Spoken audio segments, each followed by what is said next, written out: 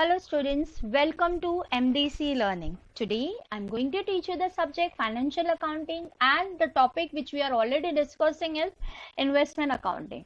Chalo students, let's start first. Begin with read the problem, understand the problem and try to solve the problem. Chalo, let's start reading the problem. This is problem number 18 which we are doing it. Already we have completed 17 problems. So today's problem is problem number 18. During the year ended 31st March 2013, Mr. T entered into the following transaction the respect of two companies. Now see students, which is very important. You are entering a contract with two companies. एक problem मैंने आपको इससे पहले करवाया था, याद है, जिसके अंदर भी दो कंपनी था. अगेन इसके अंदर भी आपके पास दो कंपनीज है. On 1st April he purchase. Now see purchase, आपने पहली बार खरीदा. Are you getting me? आपने क्या किया है? परचेज. क्या परचेज की? सबसे पहली बार आप खरीद रहे, आपने परचेज किया 1000 इक्विटी शेयर ऑफ ₹10 ईच. मैंने आपको पहले बोला है कंपनी का नाम है AB limited. Am I correct? और सी कितने में खरीदा? आपको सीधा दिया है 40,000 रुपया, तो हमें कैलकुलेशन की जरूरत ही नहीं है. ये आ गया 40,000. एंड देन 2000, अभी मैंने आपको लास्ट टाइम बोला था ना हम लोग दो कलर यूज करेंगे. चलो 2500 आपने शेयर्स. सारा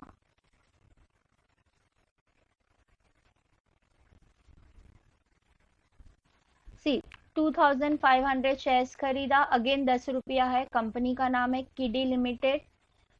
कैडी लिमिटेड. कितने में खरीदा? 15 रुपया एक शेयर. आपको मैंने बोला equity share is of always ₹10. Both the company shares were fully paid up. दोनों कंपनी के शेयर्स क्या थे? फुल्ली पेड अप थे. Okay, now again AB limited का. और 18 मई AB लिमिटेड ने क्या किया? बोनस शेयर्स किया. किस रेशियो में किया? 3 equity share for every 2 equity share. क्या बोला है? अगर आपके पास आपको 3 इक्विटी शेयर मिलेगा अगर आपके पास 2 इक्विटी शेयर्स है. Are you getting me? Okay. उसके बाद मिस्टर टी ने क्या किया? इस शेयर को बेचा. ओके, कितने में बेचा? बोनस शेयर बेचा या कुछ भी बेचा? बेटा बेचा इज बेचा, कहां से भी बेचा. हम लोग we are not following LIFO method के जो लास्ट में आए वो पहले जाएगा. हम लोग वो सब प्राइस नहीं करते, हम एवरेज प्राइस करते. हमारे लिए इतना ऊपर है कि मिस्टर टी ने 1250 शेयर्स बेचा 20 रुपए का. वो सब काम उसने 18 मई को किया. उसके बाद ये भी AB लिमिटेड का है. आपको डिविडेंड मिला है एट द रेट ऑफ 18%. लेकिन ये डिविडेंड कब के लिए? 31 मार्च 2012. देखो बच्चों, आपने ये शेयर कब खरीदा? 1 अप्रैल को खरीदा है और ये डिविडेंड 31 मार्च 2012 के लिए है. इसका मतलब this dividend does not belong to you. ये उस बंदे का है जिसके पास पहले था, लेकिन ऐसे ही आपने जैसे शेयर ट्रांसफर कर लिया तो अभी आपको मिलेगा. सो ये अमाउंट आपको पता है कहाँ जाएगा? It will go in your capital. फिर 1 अक्टूबर को केडी लिमिटेड. चलो हम लोग इंक चेंज करेंगे. यस, केडी लिमिटेड ने का क्या गया है? राइट अप इश्यू आया है. किस तरीके उसका राइट अप इश्यू है? 1 share for every 2 held. Am I correct? At the rate of ₹10 per share. Entitlement was sold in the market for 15 rupees, 5 rupees. ये मैं आपको बाद में बताऊंगी इसका क्या करना है. ओके. Interim dividend receive. किसका रिसीव किया है? केडी लिमिटेड का. आपको क्या मिला है बेटा? Interim dividend. आपको पता है ना इंटरिम डिविडेंड मतलब 2 साल के बीच में 2 डिविडेंड मिलता है और ये डिविडेंड आपको 31 मार्च 2010 के लिए मिला है. Again, I'll explain you that. Write the relevant investment account in the books of Mr. T, ignoring the stamps account. चलो let's start solving the problem. सबसे पहले हम येलो वाले का ले लेते हैं. परचेज किया 1000 shares. So 1000 into 1000 into 10 is 10,000. बराबर है क्या नहीं बच्चों? आपको पता है ना कि आपको कैलकुलेशन करके बताओ. I think all of you have become now expert. मैं ये सब कैलकुलेशन नहीं करूंगी. If you want you can do it in working note. कितना आ गया देखो? 10,000. हाँ या ना? 10,000. कितने में खरीदा? 40,000। डायरेक्टली दिया है तो हम लोग सीधा, मैंने इस बार दो अकाउंट बनाए, एबी लिमिटेड भी बनाए, सॉरी ये कैडी लिमिटेड है, दो अकाउंट है ना, एबी लिमिटेड, और कॉपी पेस्ट करने के बाद मैंने नाम चेंज नहीं किया।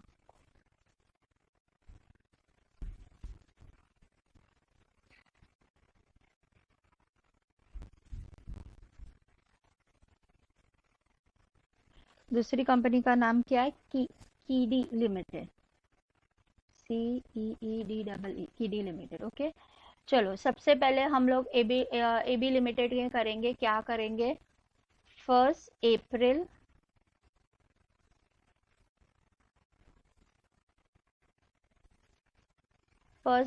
आपने परचेज किया तो आएगा टू बैंक अकाउंट। आपके पास पहले से था नहीं, आपने दोनों कंपनी में पहले परचेज किया, एम आई करेक्ट? आपको पता है ना एनएवी वैल्यू कितना है? अभी आपने कैलकुलेशन किया 10,000 और 40,000 आपको डायरेक्टली दिया था, हमें यहाँ पे कैलकुलेशन की जरूरत ही नहीं थी। बराबर है कि नहीं? हम लोगों ने वही कॉपी किया, ये रहा 1000 इंटू 10 इज 10,000 और 40,000। चलो, फिर आपने केडी लिमिटेड में 2,500 शेयर्स खरीदा। एक शेयर का face value is 10 rupees, that is coming to 25,000, और केडी का आ रहा है 15 रुपया। चलो 15 रुपये के हिसाब से वो मल्टीप्लाई करो, 2,500 into 15 rupees, it is coming to 37,500। चलो 37,500। सो सेकेंड कंपनी का भी आपने खरीदा, ये भी आपने खरीदा 1 अप्रैल। यस, आपने किया टू बैंक अकाउंट, करेक्ट? अभी आपको मैंने कैलकुलेशन करके बताया, this is coming to 25,000 and this is coming to how much? 37,500। Am I correct? So this is coming to 37,500। तो हो गया दोनों का purchase. See it was simple. During the 1 April 1,000 equity share rupees 10 each in AB Limited, 40,000 rupees directly were given to you, 2,500 equity share rupees 10 each KD Limited, again it was directly given it to you, for share of both the companies were fully paid up. चलो let's go. उसके बाद मई 18 को AB limited ने bonus share issue किया। सी bonus share मतलब हमें ये करना ही पड़ेगा, control C upon control V। Okay चलो हम लोग पूरा ही कॉपी कर सकते हैं, control C। bonus shares we always have to calculate it, you know it, so we always have to do this.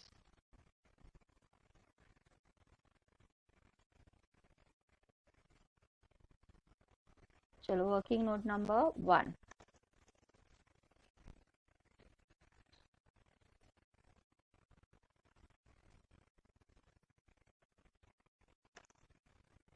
हम लोग खाली बोनस शेयर्स की बात करेंगे।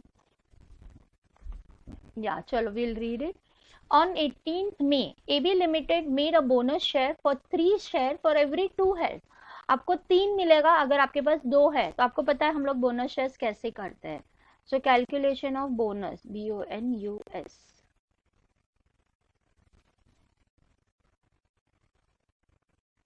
चलो calculation of bonus shares. Yes, I always insert table.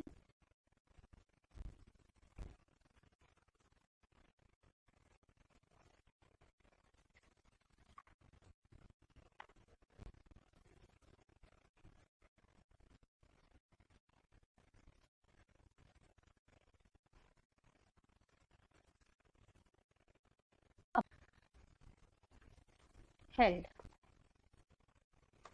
और यहाँ पे आएगा bonus.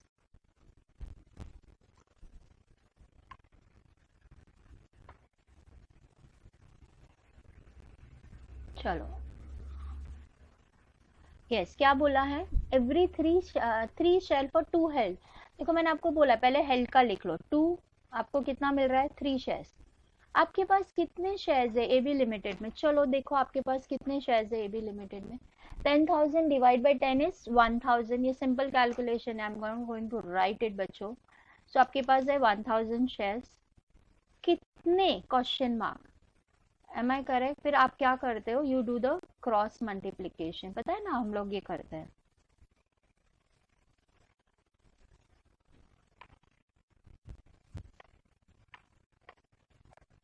Correct. So now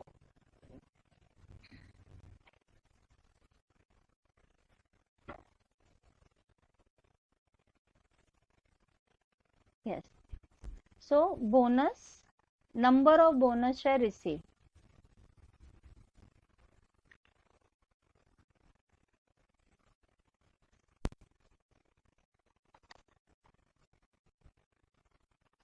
yes, number of bonus share received क्या आ रहा है आपका 1000 into 3 डिवाइड बाय 2. चलो नंबर बताओ कितना आ रहा है 1000 सो 1000 मल्टीप्लाई बाय 3 डिवाइड बाय 2. सो आपका सॉरी 20 नहीं डिवाइड बाय 2 कितना आ रहा है आपका number of shares 1500. So you getting 1500. So face value कितना आ जाएगा face value will be 1500 into 10 that is equal to 15,000. किसका है AB लिमिटेड का. सो आपको कौन सी तारीख को बोनस शेयर्स मिला है May 18.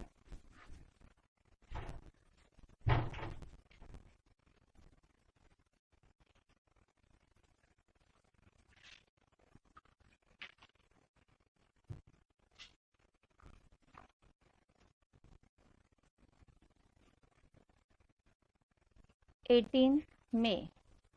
यस क्या लिखोगे यहाँ पे 2. अच्छा यहाँ पे हम कर सकते हैं बोनस शेयर तो वैसे भी नीचे जाएगा 2 bonus share. Yes working note number 1 कितना बोनस शेयर्स मिला आपको फेस वैल्यू 15,000. चलो tell me amount 000. Why 0? Bonus share is always issued at free of cost. Okay, now see working note number 2. Same sentence में अगर हम देखेंगे एक और बात थी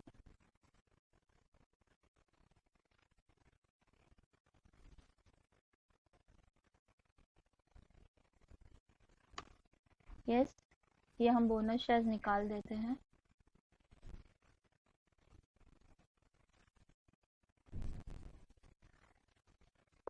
yes on 18th May Mr. T sold 1250 of bonus share. आपने soul किया है तो सोल का आपको पता है सबसे पहले आप लिखोगे फेस वैल्यू.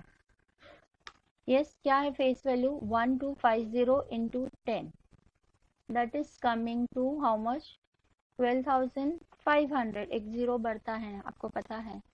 फिर sale price yes what will be your sale price. So your sale price is 1250 multiply by 20. कितना आ रहा है देखो 1250 multiply by 20 that is coming to 25,000. Am I correct?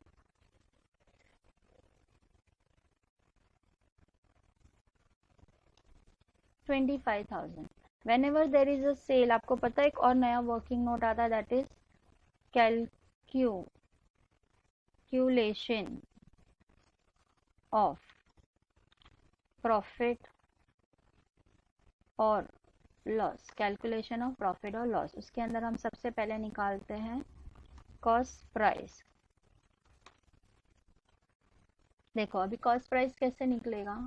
Yes this is 40,000 credit में कुछ भी नहीं है तो this is 40,000 divide by 25,000. Am I correct. See bonus आने के बाद आपने बेचा है इसलिए NEV value of bonus will also be included. So this is 25,000 this is 40,000. So your answer will come to 40,000 divide by 25,000 multiply by 10. ये हमने यही फॉर्मूला किया है. So it is 40,000 divide by 25,000 multiply by 10. सो आपको price कितना आ रहा है देखो 16 rupees. Yes 16 rupees. So cost of unit sold. Cost of unit sold कैसे आएगा आपका 16 multiply by 1250.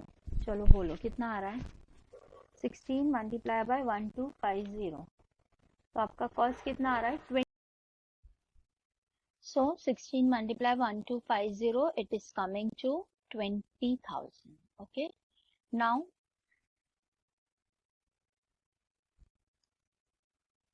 sale price. What is the sale price, students? See, here it is. This is sale price, correct?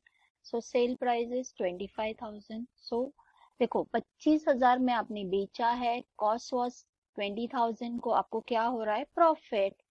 मेरे पास जगह नहीं है, मैं खाली profit का अमाउंट लिखती हूँ. प्रॉफिट कैसे आएगा 25,000 माइनस 20,000, प्रॉफिट इज 5,000. बराबर के नहीं, सबको समझ में आया what I am trying to tell you.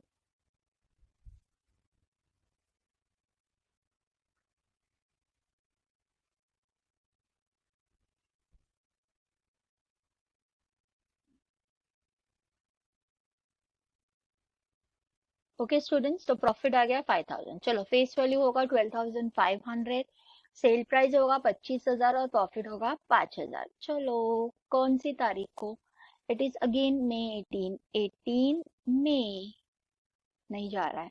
We will write by bank account. चलो वर्किंग नोट नंबर 2, कितने का बेचा आपने 12,500. कितने में बेचा 25,000 में. Am I correct. अब आपको हुआ है प्रॉफिट 18 में. प्रॉफिट कहाँ लिखते हैं हम, डेबिट साइड में, प्रॉफिट एंड लॉस अकाउंट.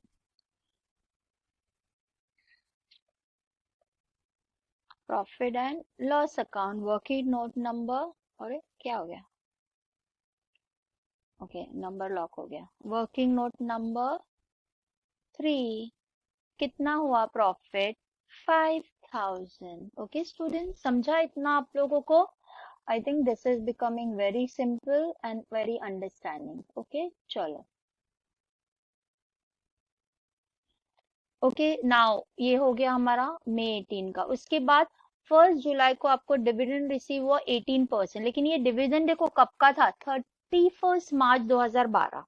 हमने इसको कब खरीदा, 1 अप्रैल 2012 को हमने खरीदा है.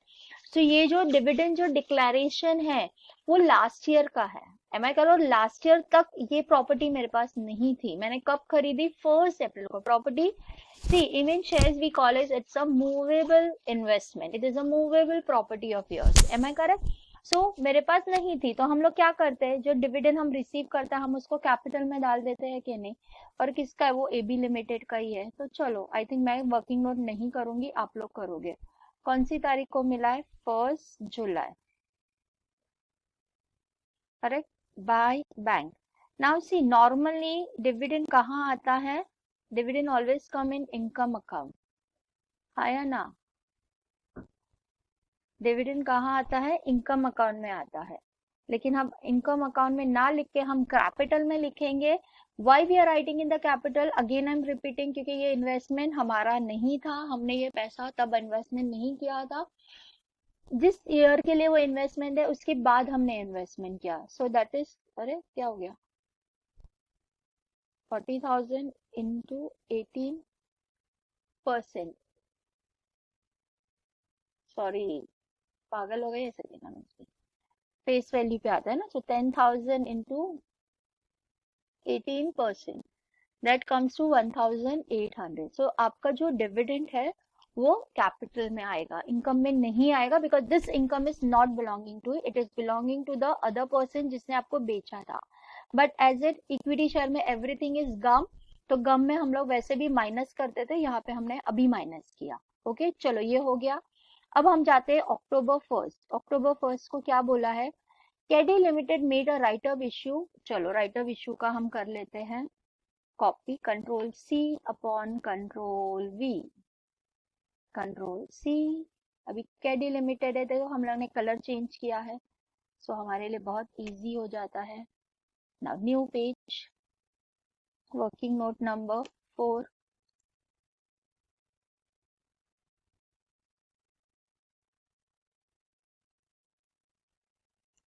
Now see KD limited made a right of issue. अब राइट ऑफ इश्यू का आपको पता है, हम लोग कैलकुलेशन करेंगे.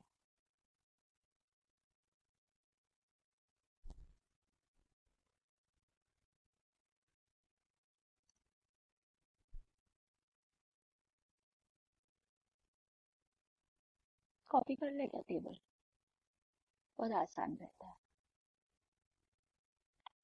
कंट्रोल सी,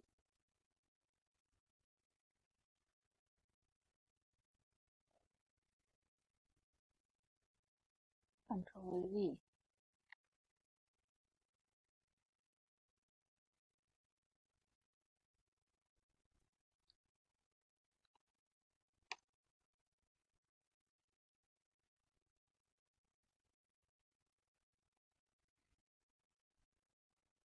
चलो, KD limited made a right of issue for 1 share for every 2 है। देखो 1 मिल रहा है 2 के लिए, अगर आपके पास 2 है तो आपको कितना मिल रहा है 1। तो आपके पास कितने शेयर्स है केडी लिमिटेड में, देखो एक ही है ना, 25,000 डिवाइड बाय 10 इज 2,500।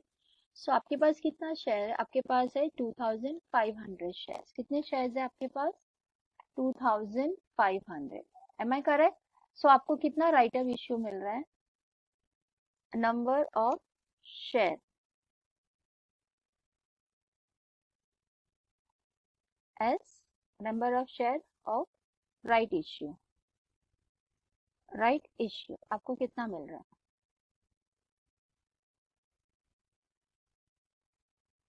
चलो कितना आएगा, आपको पता है कैसे करना है, cross multiplication. So 2,500 multiply by 1 divide by 2। So answer कितना आ रहा है आपका, कितना आ रहा है 2,500, सॉरी क्लियर करना चाहिए पूरा, 2,500 divide by 2, it is coming to 1250। Okay 1250 चलेगा, ओके नहीं ऊपर ही लेते हैं, थोड़ा फॉन्ट कम कर लेंगे तो एक लाइन में आ जाएगा। So I'm reducing a font. Okay, 1250 आया. Now see, on 1st October, Cadin Limited made a right of issue of 1 share for every 2 share held on 10th October. Right intent was sold in the market. See, आपने क्या किया, जितना भी आपको right of issue में आपने पूरा की पूरा मार्केट में बेच दिया। अभी आपको मैंने ये बोला है, आपने कितने में बेचा, क्या बेचा, is none of our business, because ये हम लोग general profit and loss account में इसका प्रॉफिट डालते हैं। So general profit and loss account में अगर ये अभी इस बार ऐसे दिया है तो हम लोग लिख सकते हैं कि general profit and loss account में कितना, उसको जनरल प्रॉफिट, वो हम लोग जो बनाते हैं general profit and loss account में प्रॉफिट कितना जाएगा, प्रॉफिट एंड लॉस अकाउंट में प्रॉफिट, बिकॉज ये हमने पैसा इन्वेस्ट किया ही नहीं, हमने बाहर के बाहर भेज दिया। जनरल प्रॉफिट एंड लॉस के अकाउंट में हमारा प्रॉफिट कितना जाएगा, 12350 was sold in the market for ₹5 multiply by 5, 1250 multiply by 5। सो देखो आपका आंसर कितना आ रहा है, 1250 multiply by 5, that is coming to 6250। So general profit and loss account में प्रॉफिट 6250 हो जाएगा। इन्वेस्टमेंट अकाउंट में मेरा इसका कोई लेना देना नहीं है। समझ में आया स्टूडेंट्स? ओके तो हम इन्वेस्टमेंट अकाउंट में कुछ भी नहीं लिखेंगे, क्योंकि बोला है राइट एंड इंटेंट मैंने सोल्ड, आपने पूरा की पूरा बेचा, ऐसे नहीं बोला कि 15% बेचा है, 30%, 40%। अगर 40% बेचा होता तो 60% हमने खरीदा होता, तो हमने जो खरीदा होता हम उसकी एंट्री करते, जो बेचा है उसकी एंट्री हम नहीं करते। लेकिन इस बार जब इस तरीके से दिया है तो हमने ये लिख दिया है कि भाई general profit and loss account में इतना प्रॉफिट आएगा उसका। ओके चलो, और उसके बाद 31 दिसंबर को receive interim dividend. Interim dividend मतलब you know what is the interim dividend, the dividend which is given between the 2 financial year of a company is called interim dividend. ना इंटरिम डिविडेंड कौन से ईयर के लिए, 31 मार्च के लिए। सी हम लोग ने ये शेयर पहले ही 1 अप्रैल को खरीद लिया था, यानी कि ये शेयर, ये पैसे पे पूरा हक मेरा ही है, हाँ या ना student? So this interim dividend will be calculated as the income right of the account. So अभी आपके पास देखो एबी लिमिटेड है, 10% बोला है। ओके सो एबी लिमिटेड के अंदर देखो कितना है आपके पास, 25,000 है। सो कौन सी तारीख है, 31 दिसंबर। डीसी हम लिखेंगे बाय बैंक अकाउंट। सी ये पैसे पे मेरा ही हक है, आप लोग कैलकुलेशन खुद ही कर लेना। वाई मेरा हक है, क्योंकि ये चीज मैंने बनाई है, मैंने खरीदी है। सो इट इज 25,000, ये पैसा मैंने इन्वेस्ट किया था, into 10 percent that is coming to how much 2500। तो यहाँ पे मेरा इनकम आ जाएगा 2500। इस बार इनकम में इसलिए आ रहा है क्योंकि पैसा मेरा ही है, मैंने ही इन्वेस्ट किया है। ओके चलो अब और आखिर में क्या पूछा है, प्रिपेयर द अकाउंट। हमने अकाउंट बना लिया, अब हमारा सिर्फ एक ही बाकी है, बैलेंसिंग। चलो let's do the balancing of account. अब देखो यहाँ पे आ रहा है सीधा 25,000, यहाँ पे आ रहा है 45,000। इधर इनकम इधर भी जीरो है तो इधर भी जीरो जीरो ही आएगा। Am I correct? चलो copy, control C upon control V. Yes 25,000 में से 12,500 माइनस हुआ तो 12,500 बचेगा। अब यहाँ पे 45,000 में से ये सब माइनस होगा तो will just calculate it. Okay now 45,000 minus 25,000 minus 1,800। सो मेरा बैलेंस कितना बचेगा 18,200। सो 18,200 ये आपका कब जाएगा 31 मार्च। हम तो ईयर एंडिंग 31 मार्च ही पकड़ के चलेंगे। सो आएगा बाय बैलेंस कैरेड डाउन। समझा स्टूडेंट्स? सेकेंड वाले में कुछ भी नहीं हुआ है, जैसा है वैसे ही रखेंगे हम। यहाँ आएगा 25,000, यहाँ पे आएगा 37,500। ना हमने खरीदा है ना हमने बेचा है, हमने यहाँ पे कुछ भी नहीं किया। ओके इसमें एक ही चीज नहीं थी स्टूडेंट्स, आप लोगों ने लर्न की होगी, वो ये थी कि आपका जितना भी राइट ऑफ इश्यू था वो आपने मार्केट में बेच दिया है। आर यू गेटिंग में? ये इनकम है, वो इनकम में प्रॉफिट एंड लॉस अकाउंट मिलेगा। आपका जो भी राइट ऑफ इश्यू था आपने वो मार्केट में बेचा, बाकी कुछ भी नया नहीं है यहाँ पे। ओके स्टूडेंट इसमें यही एक चीज नहीं थी कि पहली बार ऐसा हुआ कि आपने पूरा के पूरा राइट ऑफ इश्यू मार्केट में बेचा। हर एक प्रॉब्लम में बेटा कुछ ना कुछ अलग आएगा, हर प्रॉब्लम एक जैसा नहीं हो सकता है।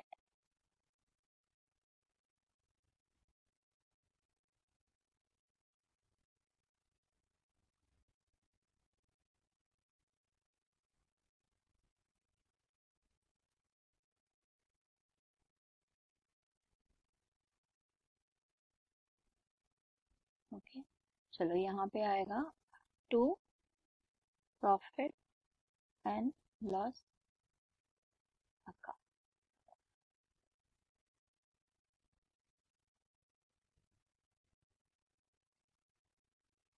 ओके स्टूडेंट्स कितना जा रहा है इनकम हमारा 2500। Okay so again I show you. देखो आपका अकाउंट ऐसे दिखेगा।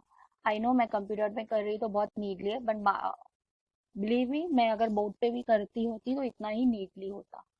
ये आपका हो गया। ओके देखो ये इस तरीके से यहाँ पे बोनस आया है और आपने बेचा है। यहाँ पे राइट ऑफ इश्यू था लेकिन आपने पूरा की पूरा राइट ऑफ इश्यू बेच दिया।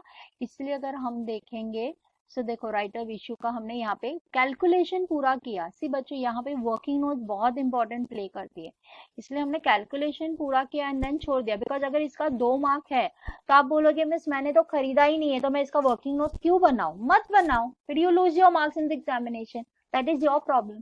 हो सकता है 20 में से अगर 2 मार्क इसके लिए दिया गया हो और बाकी का मार्क्स 18 मार्क्स जो सब कैलकुलेशन, तो आपका 2 मार्क्स चला जाएगा, आपको 20 आउट ऑफ 20 नहीं मिलेगा जो तो बहुत ही इजी था। ओके चलो end with this problem. Thank you, have a good day, enjoy learning with it, and I hope you are solving all the problems in the notebook, and very soon I'll be coming up with the homework problem. Students textbook नहीं है, हमें type करना पड़ रहा है, so typing is going on. Very soon you'll get the problem for homework which you'll be solving it by yourself. चलो bye, take care.